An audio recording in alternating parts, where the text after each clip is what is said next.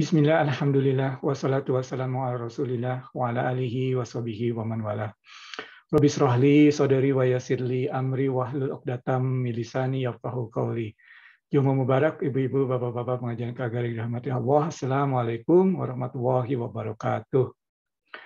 Ibu-ibu, bapak-bapak pengajian yang dirahmati Allah, salah seorang ulama dari mazhab Syafi'i yang juga sangat terkenal, atau lebih malah terkenal di kalangan sufi. Beliau bernama Maulana Jalaluddin Rumi, pernah menyebutkan bahwa sebenarnya apa yang kita cari justru mencari kita. Ya, what you seek is seeking you.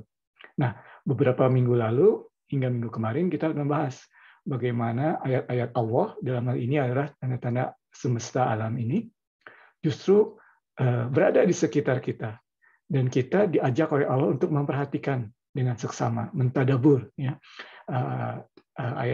ayat-ayat atau tanda-tanda alam semesta tersebut. Tetapi sebagian besar dari umat manusia tidak mampu melihatnya, atau merasa atau terganggu sehingga tidak melihatnya, tidak memperhatikannya, atau karena kesibukannya tidak mengalokasikan waktu untuk memperhatikan tanda-tanda alam semesta tersebut. Atau bahkan ada alasan-alasan lain. Dan di sini Allah Subhanahu wa taala dalam ayat-ayat yang akan kita bahas pada kesempatan kali ini akan menyebutkan tanda-tandanya. Insya Allah kita akan mengkajinya, akan membacanya ayat-ayat tersebut bersama-sama. Sebelumnya Ivan akan menunjukkan ya bahwa seperti Ivan sampaikan pada awal kajian surat Yasin, bahwa Ivan mengambil beberapa sumber ya, jadi ini bukan dari Ivan sendiri ya, jadi Ivan juga belajar ya, jadi kita sekarang ini sharing saja ya. Jadi ada beberapa catatan dari kuliah dari yang Ivan catat ya, tetapi dari sisi buku ya ada yang paling utama sampai saat ini adalah buku dari ini ya, The Heart of the Quran Yasin ya. Ya, jadi ini buku ini sekarang ini kita sudah sampai kepada chapter keempat ya. Sudah sampai chapter keempat. Itu section 4 ya, ayat ke-45, ayat ke-47. Insya Allah kita akan membacanya. Jadi ini adalah rujukan ya. Jadi bukan sesuatu yang akan saya sampaikan ini, bukan sesuatu dari pemikiran Ivan jujur saja ya, tapi yang Ivan pelajari, yang Ivan mengerti dari apa yang disampaikan oleh penulis buku ini atau narasumber yang Irfan ikuti ya. Dan buku ini mungkin poin terakhir ya, buku ini juga merujuk kepada beberapa kitab tafsir klasik ya, seperti Irfan sebutkan di session yang pertama ya, merujuk kepada kitab tafsir klasik, misalnya kitab dari Imam Tabari ya, Imam Qurtubi dan sebagainya ya, disampaikan di sini. Dan ini merupakan suatu ciri khas dari ulama-ulama Islam yang tradisional ya. Jadi menyampaikan dari mana mereka mendapat sumber itu, jadi terpercaya. Jadi bukan sesuatu yang asal ngomong istilahnya ya, tapi sesuatu yang ada dasarnya. Ya, insya Allah kita meneruskan tradisi mereka untuk selalu bertanggung jawab terhadap apa yang kita sampaikan, dan insya Allah hal itu dan niat kita tersebut memperoleh berkah dari Allah dan memperoleh petunjuk dari Allah. Insya Allah. Mari ibu-ibu, bapak-bapak, kita membaca dan juga mengkaji ayat-ayat tersebut, surat Yasin ayat ke-45 hingga ayat ke-47.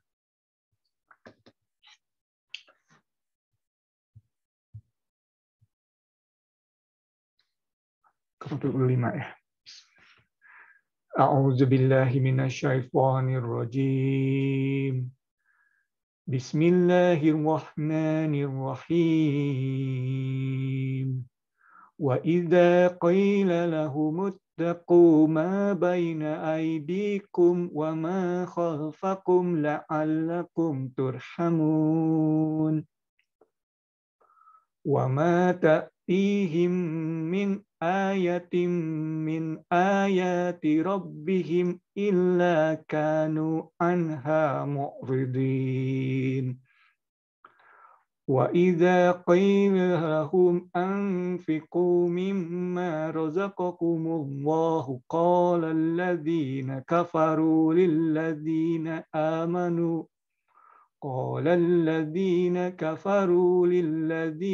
آمَنُوا أَنُطْعِمُ مَنْ لَوْ يَشَاءُ اللَّهُ أَطْعَمَهُ In antum illa fi dhalalim mubin. Shadaqallahul azim. Ayat ke-45 ya, insyaallah. Alright. Oh, oke, dalam bahasa Inggris. Insya Allah itu Ivan sampaikan ini dalam bahasa Indonesia-nya ya, karena yang Ivan buka ini terjemahan bahasa Inggrisnya. Oke, yang pertama di sini ayat 45 dibuka, Allah SWT berfirman menggunakan kata wa iza qila lahum, ya. Jadi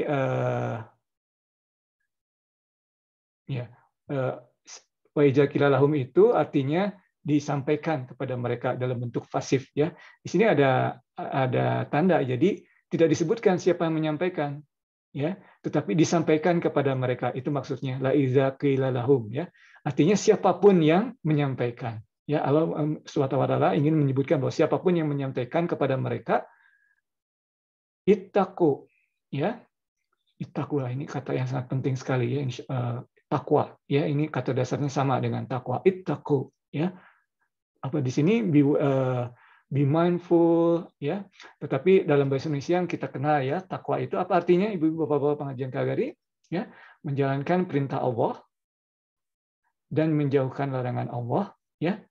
Baik dari yang zahir maupun yang batin, yang terlihat maupun yang tersembunyi. Jadi menjalankan perintah Allah baik yang jelas-jelas dilakukan maupun yang di dalam hati, ataupun menjauhkan diri dari sesuatu yang dilarang oleh Allah baik secara terbuka maupun secara dalam hati.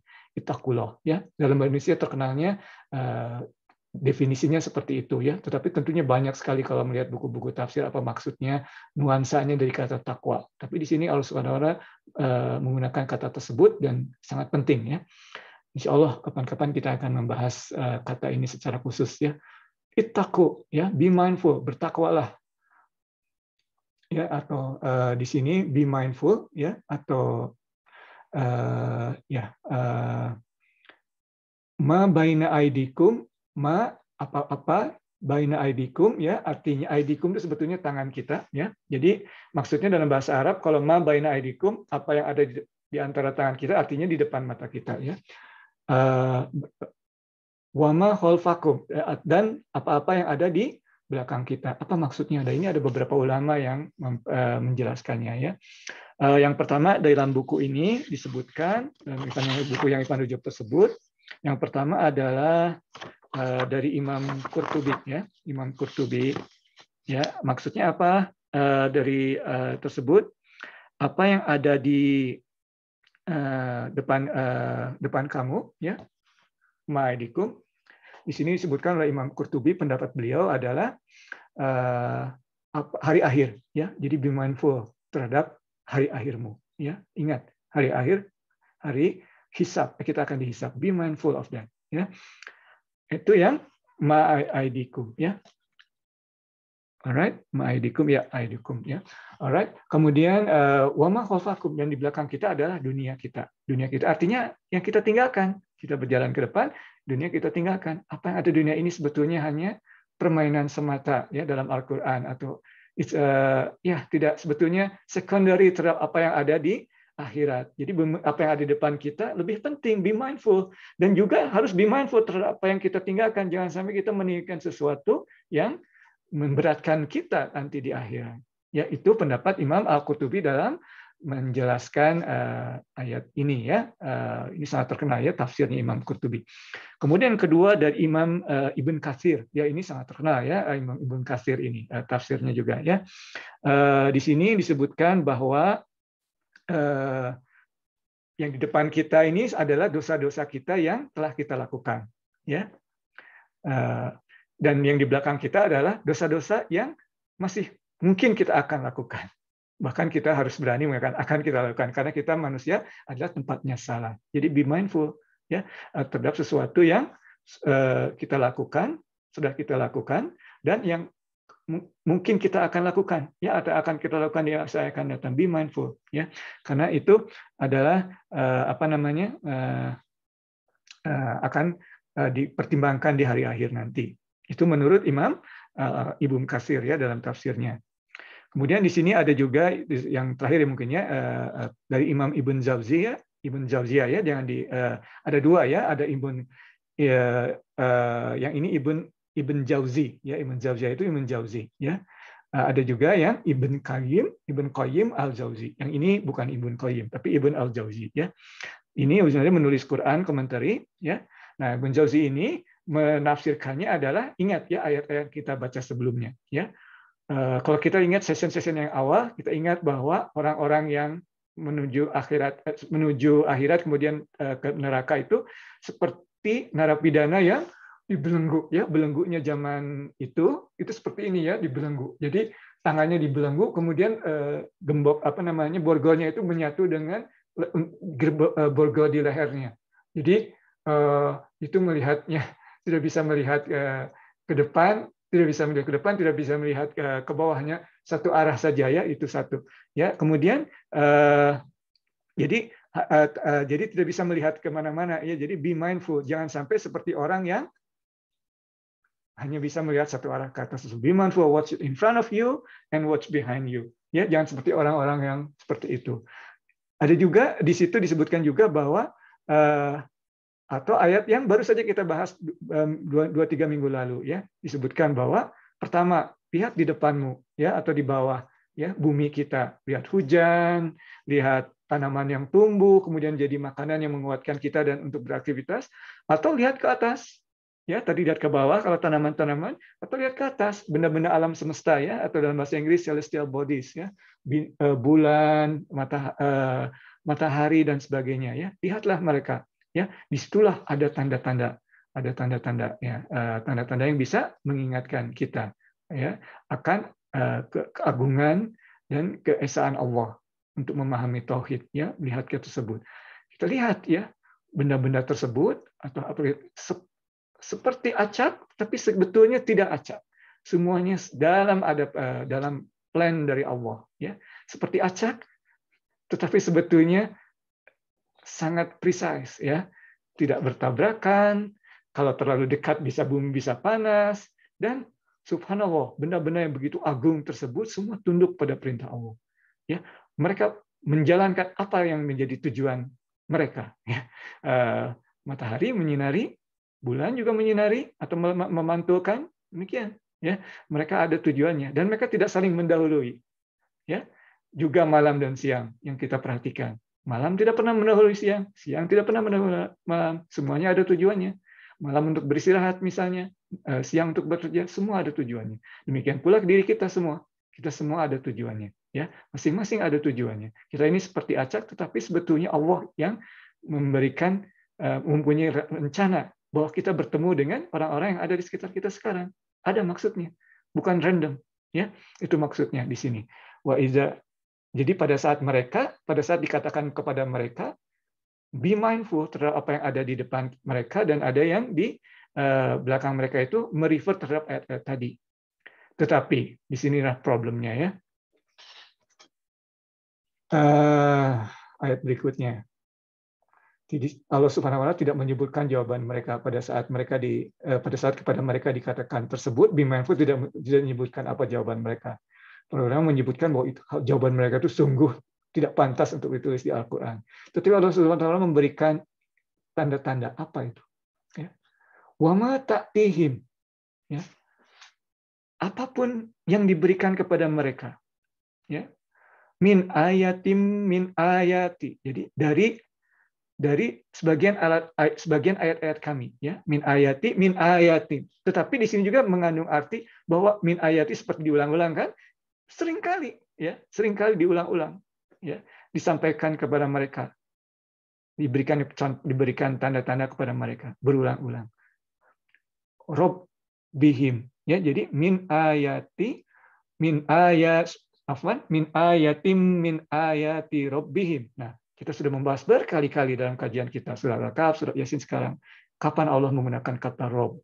Rob ini adalah sebutan feminin dari Allah. Artinya caretaker dalam bahasa Inggris biasanya. Ya, dalam bahasa Indonesia sama-sama diterjemahkan Tuhan, tetapi sebetulnya ini Rob ya, dari tarbiyah yang mendidik, menjaga kelangsungan hidup kita. Jadi sifat feminin seperti seorang ibu. Ya, di sini Rob. Ya, seorang ibu guru yang mendidik kita dari kecil, dari kita lemah hingga kita kuat. Rob ya, tarbiyah kita mengerti ya seperti itu. Rob bihim, tidak menggunakan Allah atau dari kami, tidak menggunakan yang jalal, yang majestik, tetapi menggunakan yang feminin di sini. Jadi walaupun sudah feminin, sudah dengan penuh kasih sayang, illa kanu anha mu'ridin. Ya, illa kanu anha mu'ridin. Artinya, walaupun sudah sedemikian diberi tanda berulang-ulang oleh Allah yang Maha Pengasih lagi Maha Penyayang, mereka tidak mu'ridin itu artinya berpaling, ya. Mereka selalu dalam keadaan berpaling terhadap petunjuk-petunjuk itu. Subhanallah, ya. Itulah, ya. Jadi ini adalah salah satu fungsi agama pertama kali, ya, untuk memberikan rasa penghormatan kepada Allah yang telah menjaga kelangsungan hidup kita. Tetapi orang-orang ini, ya, yang disebutkan di dalam awal ayat surat Yasin, disebutkan bahwa kebanyakan dari mereka akan menuju Jahannam bersama iblis. Nah, seperti ini, diberikan tanda apapun mereka mu'ridin, ya, orang yang turning away dari tanda-tanda tersebut, ya. Alright. Oke, Ivan cek dulu apakah ada ketinggalan. Ya. Ya, jadi tentunya ini ada penyebabnya, ya. Kenapa biasanya orang-orang seperti ini kok selalu berpaling dari tanda-tanda Allah, ya. Jadi para ulama menafsirkan ayat ini karena mereka itu terlalu self-centered, ya. Jadi dihubungkan dengan ayat-ayat yang kita bahas minggu lalu, ya. Bukannya mengalokasikan waktu untuk memperhatikan alam semesta dan sebagainya, memperhatikan diri sendiri juga. Di dalam diri kita banyak sekali organ-organ tubuh kita yang bekerja keras, kita tidak memperhatikannya, ya. Tetapi mereka tuh self-centered, egonya sangat kuat, ya. Yang penting, jadi karena egonya tersebut yang terlalu kuat dan berlebihan, tidak proporsional, ya, akhirnya lupa terhadap tanda-tanda yang sebetulnya sungguh di depan mata. Seperti kata Maulana Jalaluddin Rumi tadi, ya, what you seek is actually seeking you.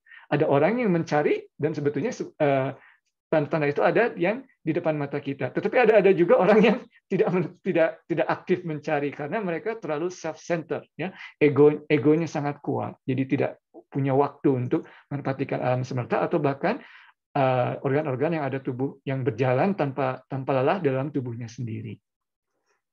Alright. Ayat terakhir insya Allah malam ini, atau kesempatan kali ini,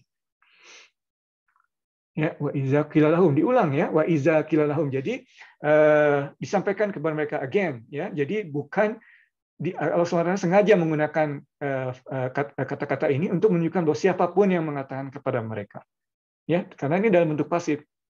Pada saat dikatakan kepada mereka, oleh siapa? Oleh siapa saja, tidak disebutkan oleh Allah sini, ya. Masuk dalam ini adalah Al-Quran tentu oleh Allah, tapi bisa juga oleh siapa-siapa. Anfiku. Oh, inilah fungsi kedua dari agama. Ya, tadi rasa hormat kepada Allah sebagai hambanya kita ini. Dan yang kedua adalah anfiku, adalah berinfak. Mimma rozaqakumullah, ya. Mimma jadi dari rozaqakum yang Allah rezekikan, ya, diberikan kepadamu, oleh Allah, rozaqakumullah, ya. Jadi ini fungsinya kedua, ya, terhadap lingkungan kita. Anfaku, berinfaklah dari apa yang Allah berikan. Nah, di sini tidak disebutkan harta atau apapun, tentunya harta salah satunya, tapi tidak disebutkan secara jelas di sini karena Allah ingin membuka kesempatan. Mungkin tidak semua memiliki harta, oke, tersenyum saja, senyum juga sedekah, right? Seperti itu. Jadi anfiqu mimma razaqakumullah, ya. Tetapi ini dia orang yang self-center, ya. Qala allazina kafaru lil ladzina amanu. Tetapi orang-orang yang kafir, dalam ini kafir ini bukan kafir disbeliever dalam arti menolak Allah saja, ya, tetapi juga tidak berterima kasih, karena kafir dan tidak berterima kasih itu kata dasarnya sama. Jadi tidak hanya diartikan kafir terhadap Allah, sudah jelas karena mereka tidak mengakui kenikmatan diberikan Allah, tetapi juga tidak berterima kasih kepada Allah, ya. Qala ladzina kafaru lil ladzina amanu, kepada lil ladzina amanu, orang yang beriman, anu ipu malau yasya'ullahu at'amah, ya. Jadi di sini berkata, why should, ya, kenapa kita harus memberikan makanan? Anu to'imu, ya, to'am, makanan, ya. Malau yasha'ullah, kepada mereka yang jika Allah menghendaki, lau yasha'ullah, atau mau Allah akan memberikan makan kepada mereka. Nah, inilah ya. Jadi di sini disebutkan orang yang menolak tanda-tanda Allah ini sebetulnya bukan orang-orang yang secara logika atau secara pemikiran orang-orang bodoh. Mereka di sini mencoba melakukan logika secara agama, ya, secara teologi. Hey, Allah ini Maha Kuasa, Maha Pengasih, lagi Maha Penyayang. Kalau Dia mau memberikan, mau infak kepada, memberikan rezeki kepada orang-orang tersebut, why don't He just give them? Ya, kenapa Allah tidak memberikan kepada mereka? Nah, di sini sebetulnya ada asbabun nuzulnya juga menurut para ulama, ya. Ini ada asbabun nuzulnya adalah Sayyidina Abu Bakar. Sayyidina Abu Bakar itu sering memberikan sedekah dengan uangnya sendiri, ya, tentunya uangnya sendiri. Tetapi kemudian orang-orang munafik mengolok-olok dia, ya. Hei Abu Bakar, radhiyallahu anhu, ya, mengapa kamu memberi makan mereka? Mintalah pada Allah Tuhanmu, Allah akan memberikan makan kepada mereka kalau Allah benar-benar menyayangi mereka. Mereka coba itu. Nah, mereka lupa, ya. Oh, sebelum mereka alasannya in antum illa fi dolalim mubin, ya. Kita tutup ayatnya sini, in antum, sesungguhnya kalian illa fi dolalim mubin, dalam kesesatan yang nyata, ya, glaring error, ya. Jadi bayangkan orang-orang yang sok tahu dan munafik tersebut menyebutkan berkata kepada Abu Bakar radhiyallahu anhu, kamu ini gimana? Kalau Allah atau Tuhanmu mau, Dia bisa memberikan makan kepada orang-orang ini. Kamu ini sungguh-sungguh dalam kesesatan yang nyata, ya Abu Bakar. Subhanallah. Nah, tetapi disinilah mengapa mereka tersebut menyatakan seperti itu. Karena mereka lihat, ya, kalau mereka tidak melihat benda-benda langit, misalnya, kita ambil contoh, ya, yang masing-masing punya tujuan, dan mereka menjalankan tujuannya. Mereka jadi tidak paham diri mereka. Allah kita ini dalam ekonomi Islam atau dalam Islam ini bukan sosialis, ya, semua sama rata, bukan, tidak demikian. Umat Islam atau ajaran Islam tidak mengatakan. Bahkan di surga pun ada levelnya, ada level yang jannah yang paling tinggi, dan ada level-levelnya, ya, surga pun ada levelnya, apalagi di dunia ini tidak sama, tetapi semuanya bertujuan. Orang yang kaya ada tujuannya. Mengapa Allah memberikan seseorang itu kekayaan? Ada tujuannya. Dan you figure out, orang-orang kaya itu harus berpikir apa tujuannya. Mengapa mereka diberikan rezeki ini? Apa maksud Allah memberikan rezeki seperti ini kepada mereka? Ya. Kemudian orang-orang miskin atau yang maksudnya yang fakir miskin itu juga ada tujuannya. Ya, Allah memberikan kondisi seperti itu. Mereka ada fungsi, jadi supaya terjadi keharmonisan, ya, lita'arufun, saling mengenal, dan juga saling artinya saling membantu, karena itulah yang diinginkan oleh Allah, di mana kita semua ini saling berinteraksi, masing-masing punya tujuan dan saling mengisi. Ya, kalau Allah mau semua bisa sama, tapi Allah tidak menciptakan kita semua sama. Sengaja, ya, ada tujuannya. Sebagian lebih, yang lain kurang, supaya mereka berinteraksi, yang lebih memberikan yang kurang kepada yang kurang, dan yang kurang juga tidak hanya meminta, ya. Remember, ya, Rasulullah SAW itu bukan tidak percaya pada cookie cutter, ya, tidak cetakan kue itu kan sama semua, ya. Cookie itu selalu sama cetakannya. Rasulullah SAW tidak seperti itu.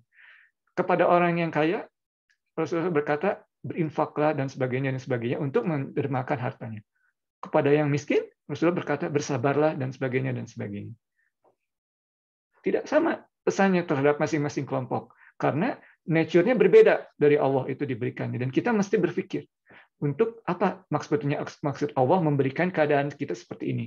Ya, tentu ada maksudnya. Ya, ada tujuan sosial. Jadi tadi, ya, ayat sebelumnya mengenai tujuan ke atas, hablum minallah, ya, bahwa kita harus memerhatikan tanda-tanda adil dan kemudian mempelajarinya, dan ada rasa hormat dan terima kasih dan cinta kepada Allah yang telah menjaga kelangsungan hidup kita ini. Dan yang kedua adalah di ayat ini hablum minan nas, terhadap, ya, di sini disebutkan infakkan, ya, tidak disebutkan di sini hartamu, ya, amwalakum, tidak. Jadi apapun, kalau tidak punya harta, ya, infakkan senyummu, ya. Demikian ayat yang kita bahas pada malam hari ini. Seperti sampaikan tadi, ini adalah pengertian Irfan dari apa-apa yang Irfan dapat dari kuliah-kuliah ataupun dari buku-buku, ya. Insya Allah ini memberikan manfaat, terutama untuk Irfan sendiri. Ya, kalau tidak ini mungkin Irfan juga tidak membaca. Ya, jadi untuk Irfan sendiri terutama, dan juga insya Allah bermanfaat bagi ibu-ibu, bapak-bapak sekalian. Yang benar hanya dari Allah, kesalahan dari Irfan sendiri. Barakallahu fikum, wa'afu minkum. Wassalamualaikum warahmatullahi wabarakatuh.